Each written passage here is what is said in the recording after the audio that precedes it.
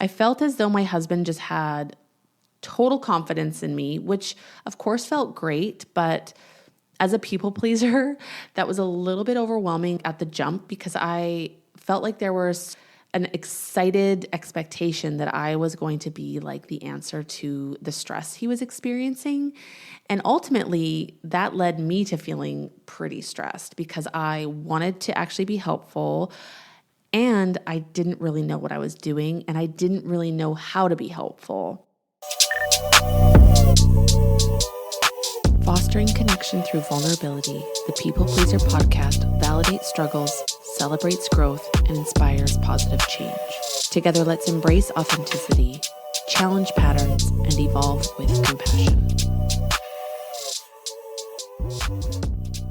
Hello, everybody. Welcome to the People Pleaser podcast. It's Corie, and I don't know if you can tell, but I am pumped. I have just found my enthusiasm. I found my drive. I found my juju. I just feel honestly so revitalized and ready to just put myself back into this podcast and give it the energy I know it deserves. And this feels like it's coming out of seemingly nowhere. And it's not. It is something that's been riding on my mind consistently, and I just have not known how to give it the time and energy that I know it deserves, that I want to invest in it in a way that feels balanced and just like easy. I'm so aware that I can really pour myself into things in unsustainable ways, and it feels hard. It feels crunchy. It feels like there's this pressure on it that ultimately leads to all the joy being sucked out of it. And therefore, I lose my motivation, I lose my enthusiasm, and I stop doing the thing. I can't tell you how many different things I have had. And I don't want this podcast to just be another thing. I freaking love this podcast and I believe in it. So this is me coming to you with enthusiasm, with excitement, and with ideas for the future that are ultimately going to get this thing back up and running in a way that holds its integrity, holds its purpose. And, you know, there is this goal of mine, this hope, this dream that this will eventually be a resource. And I preface this in acknowledging that some polishing is going to be required, but this is going to be a resource that I can utilize when I have my own counseling practice, which is what I'm currently going to school for, which is ultimately my next big career goal.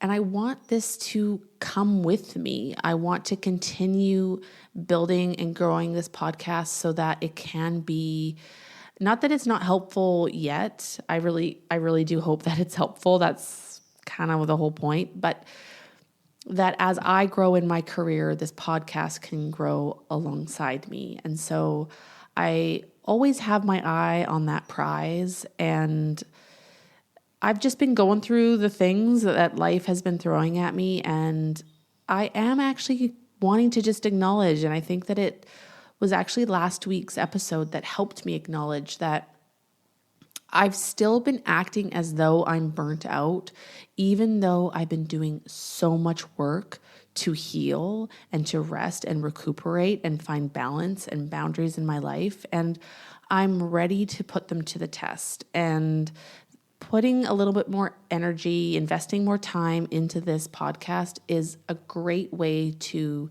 test my capacity, test the self-care and the boundaries and the balance that I've been cultivating for the last year or two. And I'm really excited about it. So I hope you're excited. Thank you for being here. And let's just jump into a little life update. You may or may not have seen, not that it's like breaking news or anything, but I'm back on the sauce, meaning I'm back on Instagram.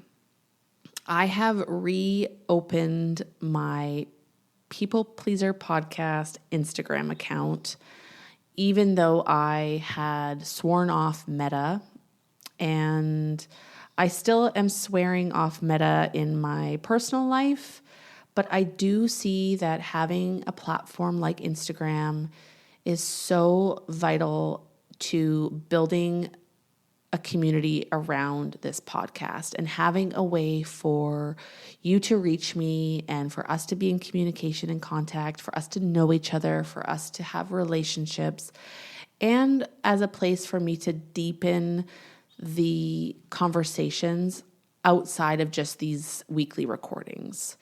So I'm back on Instagram.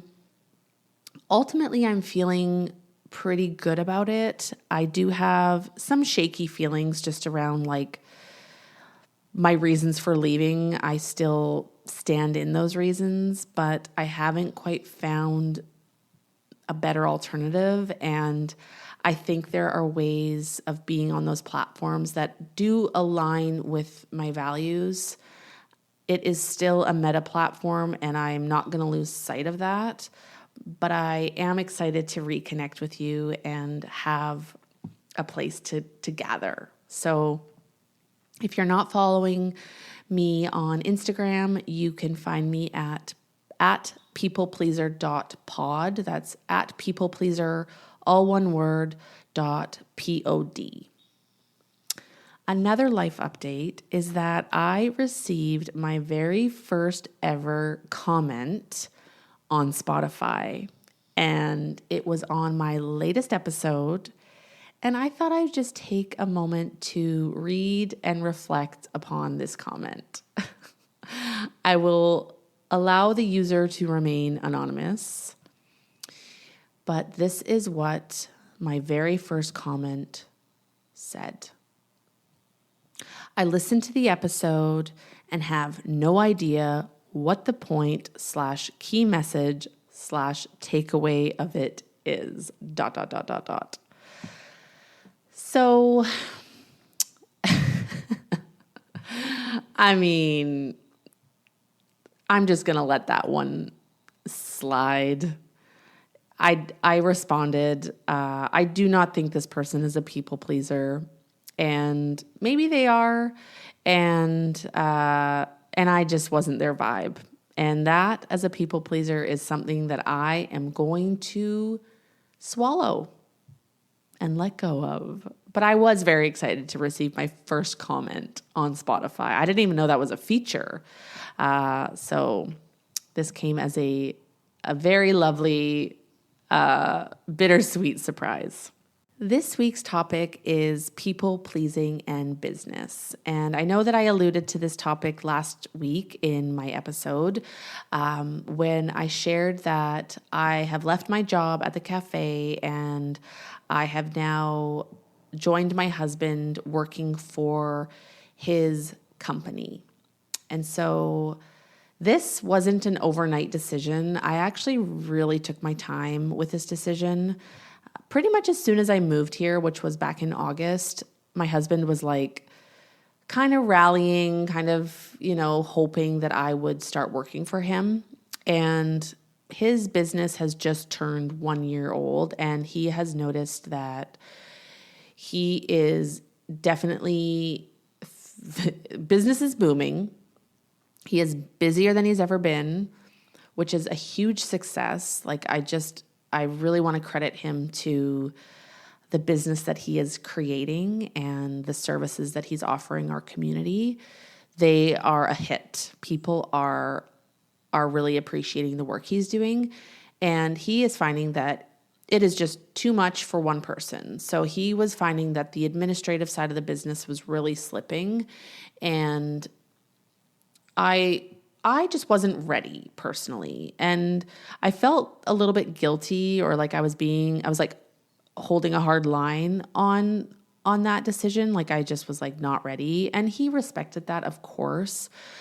But the people pleaser in me was really, really aware that I wanted to help him. I didn't like to see him struggle. I wanted to be the answer. And I didn't want to be the answer. I didn't want to do it because of people pleasing. I wasn't ready.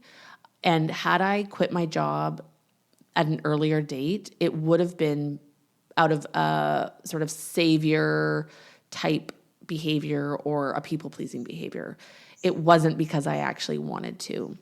However, I was noticing that my life was feeling really, really rigid in terms of the commitments I had and how little time I was really having at the end of the day to just take care of myself or do things for fun. And I began to consider the offer of being able to set my own hours and work from home and be able to balance school a little bit better and just have more flexibility in general.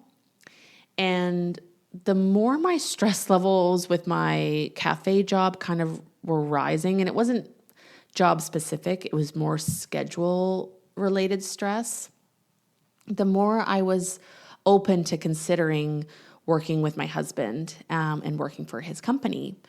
And so it took me a while, and I was really honest with him the whole time. And eventually I just kind of came to it on my own. And that felt really good. That felt really supportive. And I felt like I had a lot of autonomy in the decision. I knew that I was going to be helping with the administrative side of things, but truth be told, I was totally new to the domain, and I felt as though my husband just had total confidence in me, which of course felt great, but as a people pleaser, that was a little bit overwhelming at the jump because I felt like there was an excited expectation that I was going to be like the answer to the stress he was experiencing. And ultimately, that led me to feeling pretty stressed because I wanted to actually be helpful, and I didn't really know what I was doing, and I didn't really know how to be helpful. It's been a work in progress. We have been slowly finding like, what is my role? What is his role? What are things we collaborate on? What are things like that are exclusively my responsibility and exclusively his responsibility? It's not an overnight success story. Let's just put it that way. And I am finding my rhythm, and we are navigating our new roles. And it's been a really interesting process to really look at the strengths we each hold and the skills and experiences we each bring to this collaborative working relationship, which is kind of a new awareness for our relationship because now we are not only husband and wife, but we are coworkers. You know, there's been some hard learnings along the way, and it really does play into my people pleasing.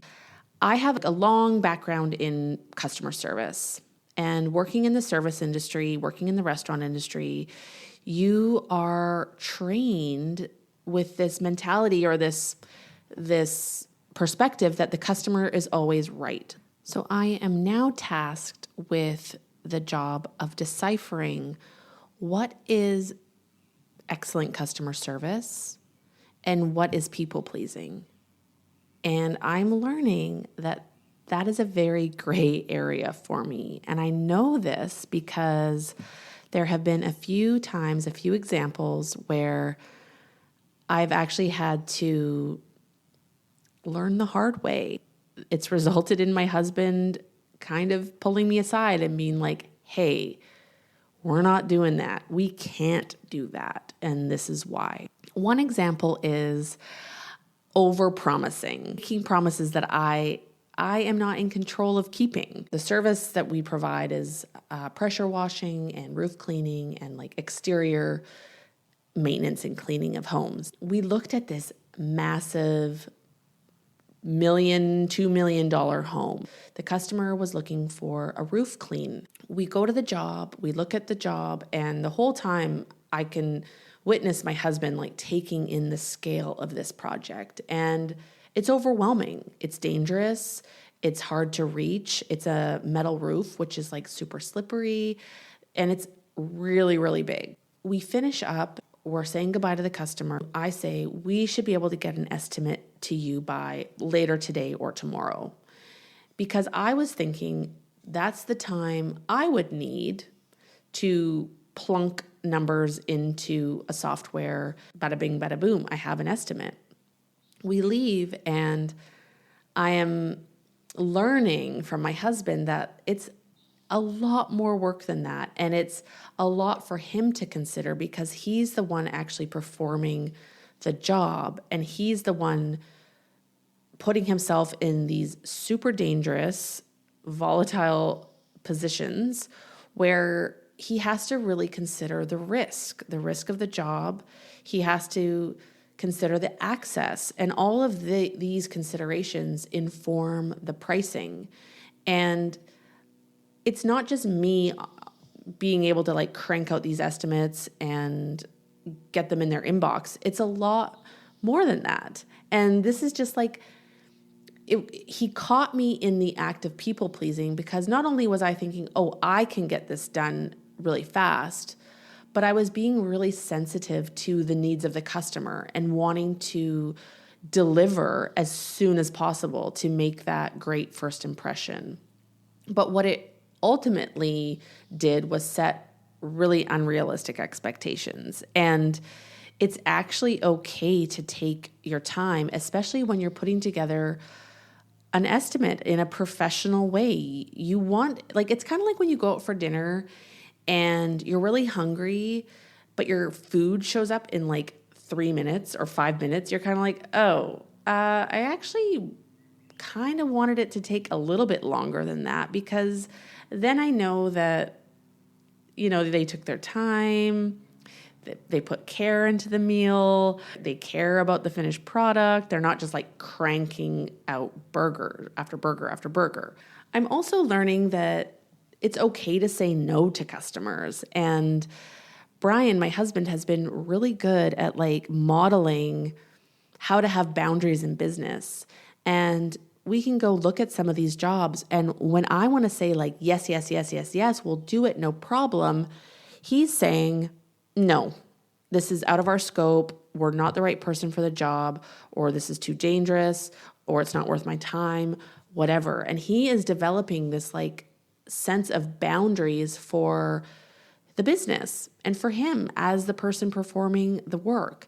And that to me is like completely contradictory to like giving the customer what they want. But ultimately, it is giving them what they want, because Brian is saying, we're not the right people for the job.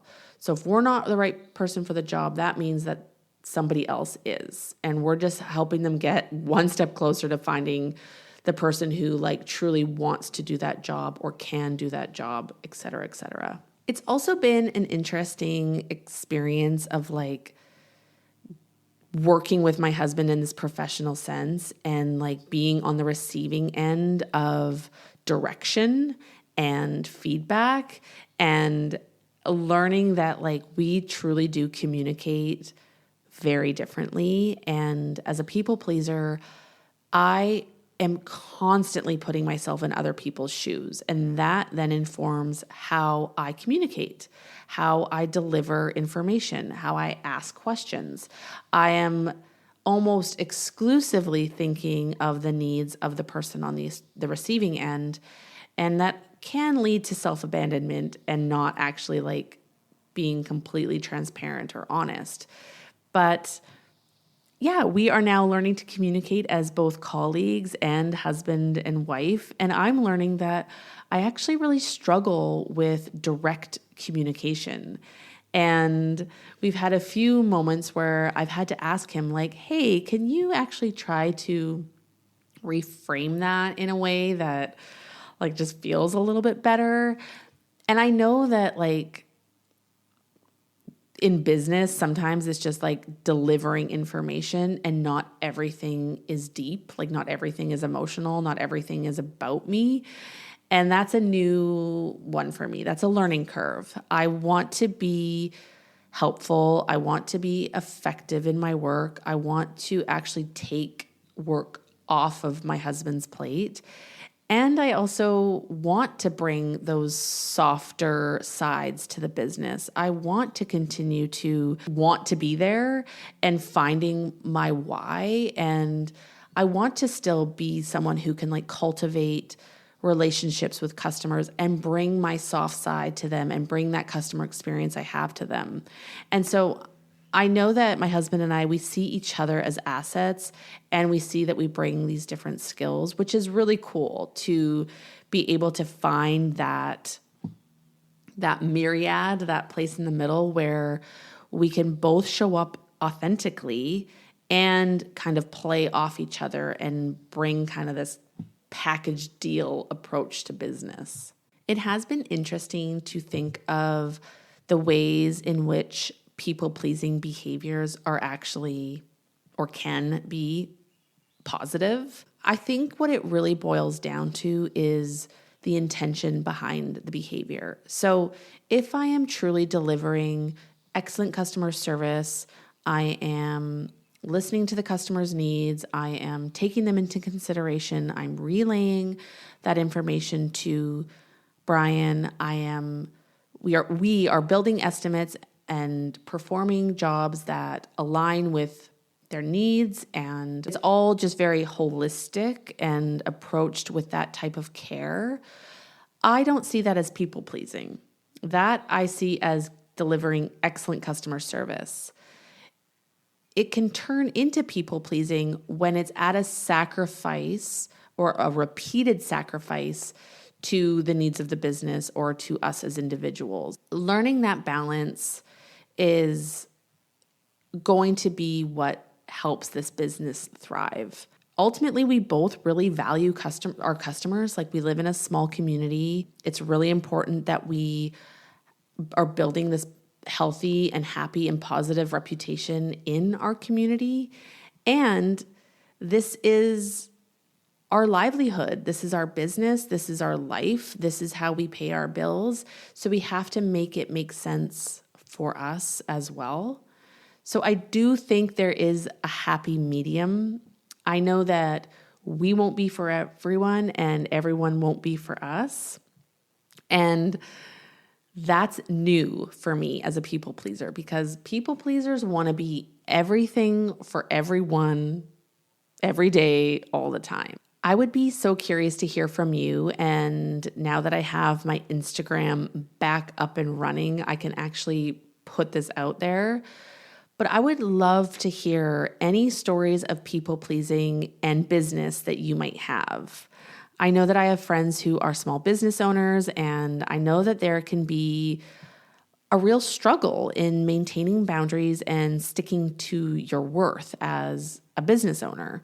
So please, if you are open to it, send me a DM on Instagram. That's at peoplepleaser.pod with any stories about people pleasing and business, and I would love to be able to share them on the next episode. So it can be a horror story, it can be a success story, it can just be like a challenge that you are facing that you would love to unpack a little bit more. I would be thrilled to be able to feature some of your stories or some of your anecdotal notes on the next episode. So that is it on people pleasing in business. I am a work in progress. This is all new to me, and I do think that there are some good lessons, good learning out there, but ultimately it comes down to finding that lovely, safe, supportive space of speaking my truth, being true to who I am and the type of support and service I want to deliver, while also maintaining the integrity of our business and having boundaries in business. Thank you so much for listening. I am thrilled to have this renewed sense of energy, and I will see you soon. Once again, this is Corie with the People Pleaser Podcast. Thank you so much for supporting the podcast. If you like what you heard, please consider leaving a 5-star rating and a review on either Apple Podcasts or Spotify. Thanks for listening, and I will catch you on the next episode.